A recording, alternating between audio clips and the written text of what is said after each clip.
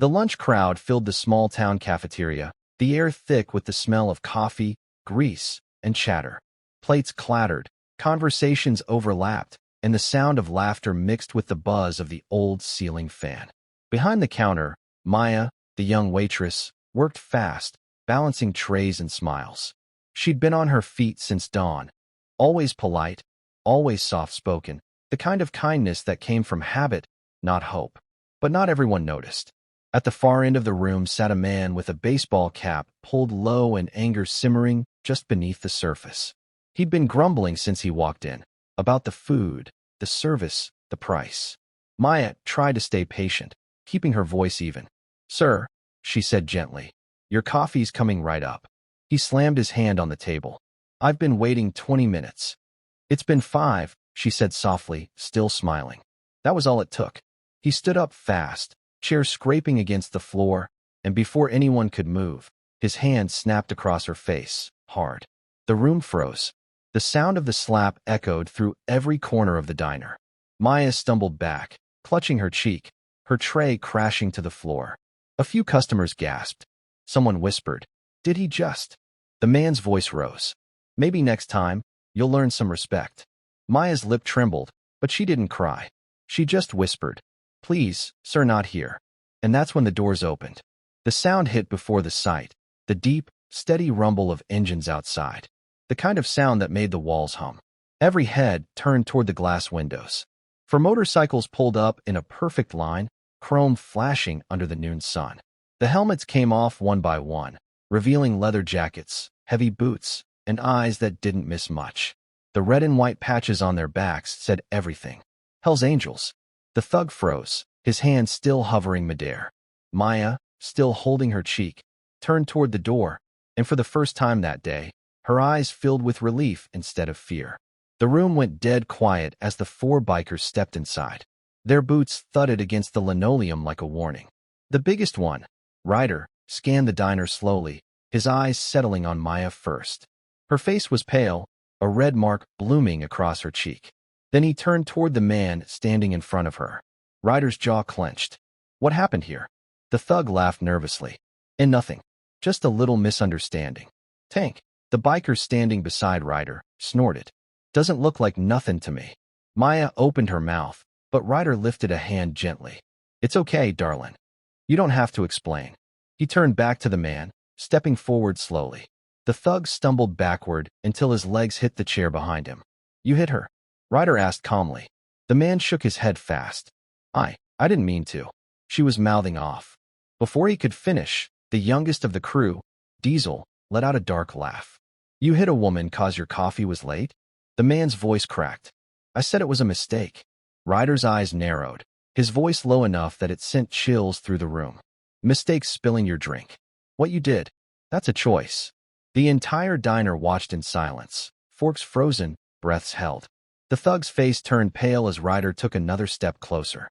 "You ever hit a woman again," he said, "and I swear, you won't be using that hand no more." The man swallowed hard, nodding quickly, sweat dripping down his temple.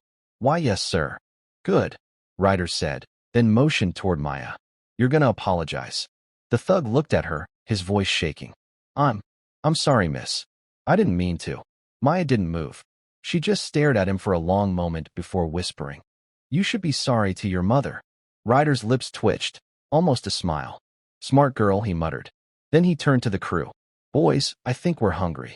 They nodded, taking seats at the corner booth, the same one Maya had been serving earlier. The thug backed away slowly, muttering something before practically running out the door. The sound of his car tires squealing faded into the distance. Maya stood frozen for a moment before Ryder spoke again, this time softer. "You okay?" She nodded slowly. "I think so." Tank looked up at her, his voice gruff but kind. "You don't think so, sweetheart." "You say so." That earned a small smile from her, shaky but real. "I'm okay," she said again, firmer this time. "Good," Ryder said, leaning back. "Now how about that coffee you were trying to serve before the fool interrupted?" She laughed a little, wiping her eyes. "Coming right up." As the smell of fresh coffee filled the air again, the diner began to breathe.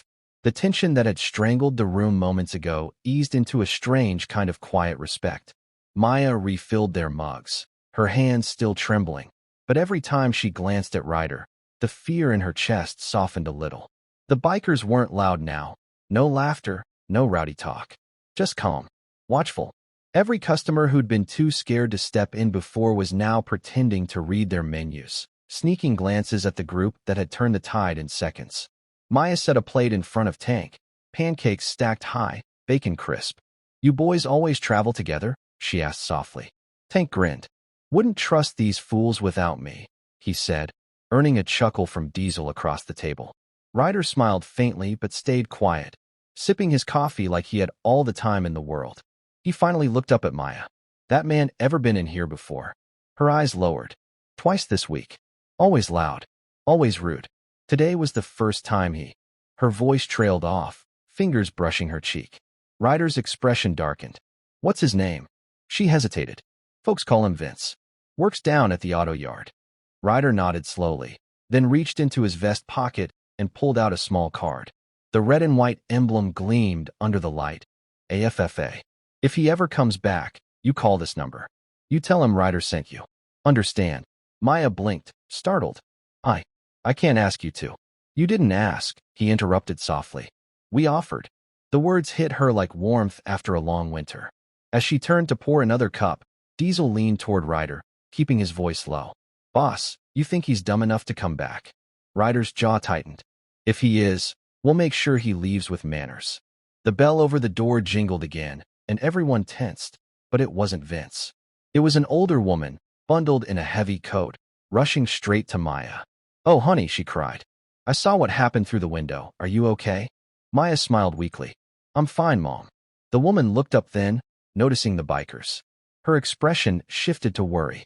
"Oh, dear Lord, the Hells Angels." Ryder raised a hand gently. "Ma'am, you got nothing to fear here." Maya's mom blinked, realizing something. Ryder wasn't a stranger. Her voice softened. "Wait a minute, you're him, aren't you? The one who used to help my husband fix bikes years back." Ryder smiled faintly. "Still do." The woman's eyes misted. "He used to say you had more honor than half this town combined." For the first time since they'd arrived, the diner wasn't scared of them anymore. People began to nod, smile, even whisper thank yous under their breath. Maya looked at Ryder, her heart full. "You didn't just help me," she said quietly. "You reminded everyone here what real respect looks like." The rain had stopped by the time the Angels finished their meal. The sun broke through the clouds, spilling gold across the wet parking lot outside. The smell of coffee and asphalt mixed in the air as the sound of leather jackets creaked and chairs scraped back. Ryder stood first, slipping a few bills onto the counter, far more than the cost of the meal. "For the trouble," he said simply. Maya shook her head quickly. "No, you don't have to." He gave her a look, calm but firm. "It's not a payment, sweetheart. It's respect." Tank grinned as he adjusted his gloves. "You see, miss, the world's got two kinds of people, the ones who take, and the ones who stand up when they see someone talking. Guess you figured out which kind we are." Maya smiled softly, her eyes glistening. "Yeah, I think I did." Her mother stood behind the counter, still holding her apron, still in disbelief that these men, the ones everyone had warned her about, had turned out to be the protectors her daughter needed most. "You boys ride safe now," she said, voice trembling. Ryder nodded. "Always do, ma'am." Outside, the engines roared to life one by one. A deep, thunderous symphony that shook the windows but comforted the soul. Maya ran to the doorway just as Ryder climbed onto his Harley. "Hey," she called out over the rumble. He looked back. "Thank you for showing up." He smiled under the brim of his helmet. "Angels always do." With that, he revved the throttle, and the four bikes rolled out together, sunlight glinting off their chrome like fire on water. People from the diner stepped out to watch as they disappeared down the road. For men, leaving behind silence, safety, and a story no one would ever forget. Maya stood at the doorway, touching her cheek where the bruise had started to fade, her heart lighter than it had been in years. The road outside shimmered with light, and for a second, she thought she could still hear the echo of their engines. Not angry, not wild, but steady, like a promise. If this story touched your heart, share it. Because kindness doesn't always wear a smile, and heroes don't always wear uniforms.